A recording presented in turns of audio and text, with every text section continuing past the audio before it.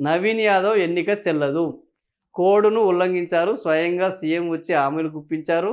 ఈ ఎన్నికను రద్దు చేయండి. హైకోర్టులో మాగంటూ సునీత. సో, ఏమైంది నవీన్ యాదవ్ దానికి అనంటే, నవీన్ యాదవ్ తన అఫిడవిట్‌లో అన్ని వివరాలు ఇవ్వలేదు అంటూ ఎవరు బీఆర్ఎస్ క్యాండిడేట్ మాగంటి సునీత గోపీనాథ్ నిన్న హైకోర్టులో ఒక పిటిషన్ ఏశారు. అది ఇంకా విచారణ వరకు వెళ్ళలేదు. దాన్ని ఇంకా స్వీకరించట్లేదు. ఇటీవల జూబ్లీహిల్స్ అసెంబ్లీ స్థానానికి జరిగిన ఉప ఎన్నికల్లో కాంగ్రెస్ అభ్యర్థి నవీన్ యాదవ్ చట్టవిరుద్ధంగా గెలిచారని ఆరోపిస్తూ బీఆర్ఎస్ తరపున పోటీ చేసి ఓటమి చెందిన మాగంటి సునీత గోపీనాథ్ హైకోర్టును ఆశ్రయించారు. నవీన్ యాదవ్ అక్రమ మార్గంలో గెలుపొందారని ప్రకటించాలని ఆమె సోమవారం దాఖలు చేసిన ఎలక్షన్ పిటిషన్లో కోరారు. ఏంది అంటే, నవీన్ యాదవ్ యథేచ్ఛగా కోడ్‌ను ఉల్లంఘించారు. స్టార్ క్యాంపెయినర్గా సీఎం రేవంత్ ఆ నియోజకవర్గంలో అభివృద్ధి పనులు చేపట్టారు. సినీ కార్మికులకు భూమి కేటాయిస్తామని బాహాటంగా హామీ ఇచ్చారు. కాంగ్రెస్ లేకపోతే ఒక వర్గానికే ఉనికి ఉండదంటూ విభజనలను రెచ్చగొట్టారు. బీఆర్ఎస్ ఆ తర్వాత ఏం చేశారు? ఎన్నికల నియమావళిని ఉల్లంఘనంగా సమాచారం సైతం అధికారులు ఇవ్వడం లేదు. నవీన్ యాదవ్ తన ఎన్నికల అఫిడవిట్లో తనపై ఉన్న క్రిమినల్ కేసుల గురించి వివరించలేదు. నేర చరిత్ర, ఆస్తులు, అప్పులు, విద్యార్హతలు మొదలైనవన్నీ ఏవి వెల్లడించలేదని తెలిపారు. నవీన్ యాదవ్పై 7 క్రిమినల్ కేసులు పెండింగ్లో ఉన్నాయి. కానీ వాటి వివరాలను వెల్లడించకపోవడం ఎన్నికల కోడ్‌కు విరుద్ధం. అయినప్పటికీ నవీన్ యాదవ్ నామినేషన్ పత్రాలను రిటర్నింగ్ అధికారి ఆమోదించడం చట్ట వ్యతిరేకము. ఉప ఎన్నిక ప్రచారంలో రోజువారీ ఖర్చులను కూడా వెల్లడించలేదు. కాంగ్రెస్ గుర్తు పెయిడ్ న్యూస్కు 2.5 లక్షలను ఎన్నికల ఖర్చులో చూపించలేదు. సో, ఇట్లా మొత్తానికైతే ఒక కసరత్తు పూర్తి చేశారు.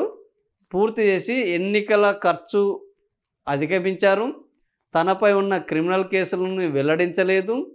తన ఆస్తుల వివరాలను, అప్పుల వివరాలను, తన యొక్క అర్హతల వివరాలను కూడా ఈ పిటిషన్‌లో తన అఫిడవిట్‌లో పేర్కొనలేదని ఆమె ఇప్పుడు హైకోర్టుకి అయితే వెళ్ళారు. మరి ఈమె పోరాటం ఫలిస్తుందంటే, నాకు తెలిసి గతంలో ఒక ఎమ్మెల్యే మీద ఇదే ఆది శ్రీనివాసులు వేములవాడ ఎమ్మెల్యే మీద ఆయన పోరాటం చేస్తే ఆయన పదవి అయిపోయిన తర్వాత తీర్పు వచ్చింది. ఇప్పుడు కొద్దిగా ప్రజాప్రతినిధుల మీద వచ్చిన ఆరోపణలను వేగంగా పరిష్కరించాలని కోర్టులు నిర్ణయాలు తీసుకున్నాయి. మరి ఈమె వేసిన పిటిషను అసలు విచారణకు వస్తుందా? విచారణకు వస్తే ఆయన మీద ఉన్న ఆరోపణలకు సంబంధించి ఆ ఆధారాలన్నీ సమర్పించాలి అని అడుగుతారా? ఎలక్షన్ కమిషను ఆల్రెడీ రిటర్నింగ్ అధికారి యాక్సెప్ట్ చేశారు కాబట్టి వాళ్ళని వాళ్ళు సమర్థించుకునే పద్ధతిలో ఈయన మీద ఎలాంటి కేసులు లేవని ఈయన క్లీన్ చిట్ ఇస్తారా? ఇలాంటి అనేక అంశాలు ఈరోజు రాబోతున్నాయి. మరి నవీన్ యాదవ్ ఇది ఎందుకంటే ఈరోజు ప్రజాప్రతినిధులు ఎట్లా ఉన్నారంటే, కోర్టులో కేసు అయితే చూసుకుందాం. ఒకవేళ హైకోర్టులో కేసు ఈయనకు అనుకూలంగా వచ్చిందే అనుకో, ఆయన సుప్రీంకోర్టుకి వెళ్ళే అవకాశం ఉంది. సుప్రీంకోర్టులో తేలేసరికి ఎట్లాగో వచ్చే 3 ఏళ్లలో ఎన్నికలు పూర్తయిపోతాయి.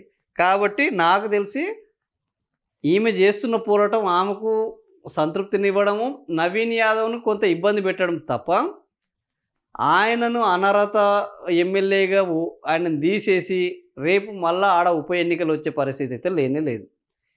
ఎందుకంటే ఇది హైకోర్టులో ఈ అత్యంత వేగంగా విచారణకు రావాలి, తీర్పు జరగాలి. తీర్పు వచ్చిన తర్వాత ఆయన మళ్ళీ వేరే కోర్టుకు వెళ్ళకుండా ఏం తీర్పు రాదు. ఆయన సుప్రీంకోర్టుకు వెళ్ళే అవకాశం ఉంది. సో, సుప్రీంకోర్టులో మళ్ళా వాదనలు జరగాలి, మళ్ళా తీర్పులు రావాలి.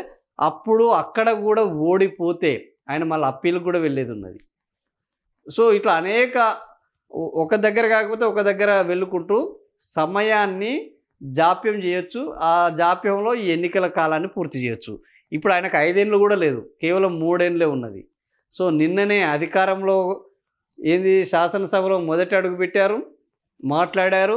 నిన్ననే ఆయన మీద పిటిషను బీఆర్ఎస్ అభ్యర్థి వేశారు. సో, ఈ నేపథ్యంలో ఈ పిటిషన్లో ఈయన చెప్పినవి తప్పులు అని బీఆర్ఎస్ క్యాండిడేట్ సునీత గెలుస్తుందా లేదా? ఆమె ఒకవేళ పిటిషన్లో గెలిచినా ఎమ్మెల్యేగా ఆయనని ఈ 3 ఏళ్లలో తప్పించే అవకాశం మాత్రం దాదాపుగా లేదు. నైతికంగా గెలవచ్చు. కానీ ఆమె మళ్ళీ ఈ ఉప ఎన్నికల్లో ఆయనను పక్కన పెడితే వాస్తవానికి ఇప్పుడున్న కండిషన్ల ప్రకారం ఎవరైతే మెజారిటీ వచ్చిందో ఈమెని ఎమ్మెల్యేగా ప్రకటించాల్సి వస్తుంది. సో, అలాంటి పరిస్థితి ఉందా అంటే ఇప్పటికైతే ఉన్నట్టు ఏమీ కనిపించట్లేదు. ఒకవేళ ఏదో ఒక మ్యాజిక్ జరిగితే తప్ప ఇలాంటివి జరగవు. ఏం జరుగుతుందో చూడాలి.